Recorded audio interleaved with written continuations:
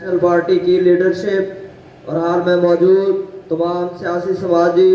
اور قوم پرست جماعتوں سے تعلق رکھنے والے احباب، بالخصوص گلگت بلتستان سے تشریف فرما ہمارے مہمان بابا جان اور آپ تمام دوستوں، ساتھیوں اور بہنوں کو سلام۔ یہاں ہمیں جو ٹاپک ملا اس کانفرنس کے اندر اپنے استاد، دوست، بھائی افضال سلیریا صاحب کی برسی کے موقع پر کہ افضال سلیریا صاحب کے کردار پہ بات کی جائے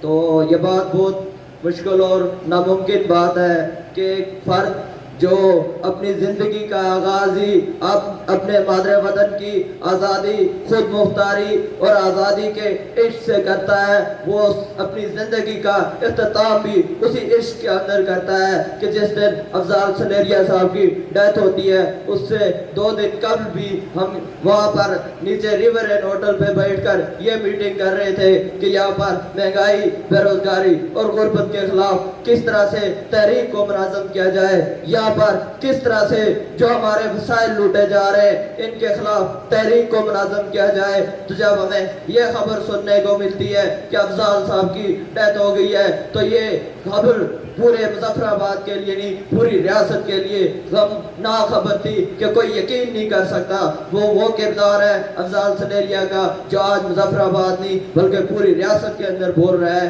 جو ریاست کے تمام منقسم حصوں کے اندر بول رہا ہے۔ دوستوں اور ساتھیوں، مختصراً بات کہ جس کردار کو لے کر افضال سلیریا چلا تھا، جس کردار کو لے کر ہمارا بھائی افضال سلیریا اس دنیا فانی سے چلا گیا، لیکن وہ کردار زندہ ہے۔ اس کردار کو زندہ رکھنے کے لیے ہمیں چاہیے کہ ہم اس ریاست جموں کشمیر کے منقسم حصوں کے اندر، تقسیم شدہ ریاست کے اندر اپنی جدوجہد کو تیز کریں، اپنی جدوجہد کو تیز کریں، اس کے نظریے کو تیز کریں، اس کی سوچ کو تیز کریں، اس کے فلسفے کو لے کر چلیں۔ اس نے جس ریاست کی آزادی کے لیے اپنی جان قربان کی، جس نے اپنی جان